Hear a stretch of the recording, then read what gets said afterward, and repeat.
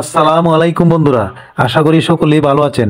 আজকে যে মেডিসিনটি নিয়ে আলোচনা করা হয়েছে, মেডিসিনটির নাম হচ্ছে সেফোটিল প্লাস 500 মিলিগ্রাম। এটি বাজারজাত করেছে স্কয়ার ফার্মাসিউটিক্যাল লিমিটেড। এটি কারা কারা খেতে পারবেন, খাওয়ার নিয়ম, সাইড এফেক্ট সংক্ষিপ্ত ও সহজ ভাষায় আলোচনা করা হয়েছে।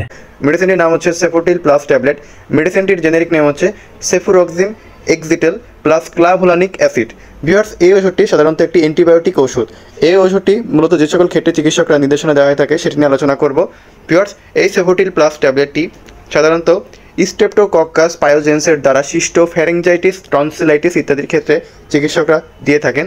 মূলত স্ট্রেপ্টোকক্কাস পায়োজেন দ্বারা আমাদের গলা এবং টনসিলাইটিস আক্রান্ত হয়, যেটিকে স্ট্রেপ থ্রোট বলা হয়ে থাকে। যদি গলা এবং আমাদের টনসিলে যদি ব্যাকটেরিয়াল কোনো ইনফেকশন হয় তখন চিকিৎসকরা এই ওষুধটি দিয়ে থাকেন।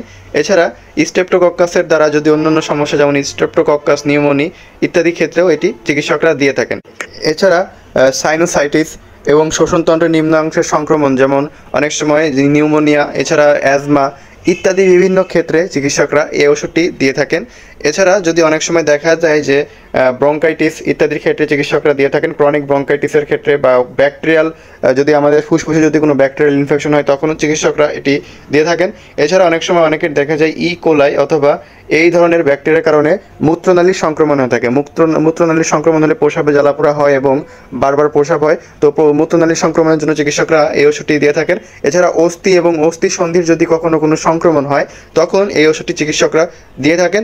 এছাড়া যদি কারো ক্ষেত্রে মস্তিষ্কে যদি কখনো সংক্রমণ হয়, যেটিকে মেনিনজাইটিস বলা হয়ে থাকে, এছাড়া ত্বকের যদি কোনো সংক্রমণ হয়ে থাকে তখনও চিকিৎসকরা এই ওষুধটি দিয়ে থাকেন। ভিউয়ার্স, এই ওষুধটি সাধারণত ব্যাকটেরিয়াল ইনফেকশনের ক্ষেত্রে চিকিৎসকরা দিয়ে থাকেন। আমাদের মানব শরীরে যদি কখনো কোথাও ব্যাকটেরিয়াল ইনফেকশন হয় তখনই কেবল চিকিৎসকরা এই সেফোটিল প্লাস ট্যাবলেটটি দিয়ে থাকেন। এই ওষুধটি অত্যন্ত কার্যকরী এবং অত্যন্ত গুরুত্বপূর্ণ একটি অ্যান্টিবায়োটিক ওষুধ, তাই এই ওষুধটি অবশ্যই চিকিৎসকের পরামর্শ অনুযায়ী আপনাদেরকে সেবন করতে হবে। ভিউয়ার্স, এই ওষুধের মাত্রা ও সেবনবিধি নিয়ে যদি আলোচনা করি, এটির সাধারণ মাত্রা সেবনবিধি হচ্ছে এটি ফ্যারিঞ্জাইটিস, টনসিলাইটিসের জন্য 250 মিলিগ্রাম দিনে 2 বার, সময়সীমা 5 থেকে 10 দিন, এবং অ্যাকুয়েট ব্যাকটেরিয়াল ম্যাক্সিলারি সাইনোসাইটিসের জন্য 250 মিলিগ্রাম দিনে 2 বার, সময়সীমা 10 দিন করে সেবন করতে হবে। এছাড়া ক্রনিক ব্রঙ্কাইটিসের রোগীদের ক্ষেত্রে 250 থেকে 500 মিলিগ্রাম দিনে 2 বার, সময়সীমা 10 দিন করে সেবন করতে হবে। ভিউয়ার্স, এই ওষুধটি সাধারণত চিকিৎসকের পরামর্শ অনুযায়ী আপনাকে সেবন করতে হবে। আপনার ব্যাকটেরিয়াল ইনফেকশনটার ধরন এবং এটি কতটুকু গুরুতর সেই হিসাবে কেবল চিকিৎসক আপনাকে এটির মাত্রা ও সেবনবিধি নির্ধারণ করে দিবেন এবং আপনাকে কতদিন ধরে এটি সেবন করতে হবে সেই ডোজও সে দিয়ে দিবেন। ভিউয়ার্স, এখন আমরা আলোচনা করব এটির কোনো পার্শ্ব প্রতিক্রিয়া নিয়ে।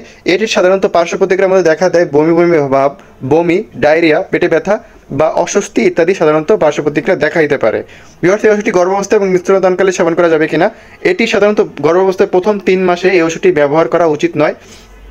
এছাড়া যদি আপনার এই ওষুধটি ব্যবহার করা যদি খুবই গুরুত্বপূর্ণ হয়ে থাকে তখনই কেবল চিকিৎসকের পরামর্শ অনুযায়ী এটি ব্যবহার করা যেতে পারে।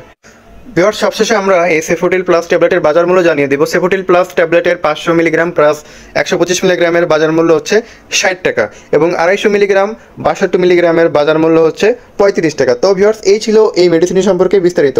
আশা করি এই ভিডিওর মাধ্যমে আপনারা এই সেফোটিল প্লাস ট্যাবলেট সম্পর্কে বিস্তারিত ধারণা পেয়েছেন। যদি ভিডিওটি ভালো লেগে থাকে তাহলে অবশ্যই আমাদের এই ভিডিওটিতে একটি লাইক করবেন এবং আমাদের চ্যানেলটিকে সাবস্ক্রাইব করে আমাদের সাথে থাকবেন।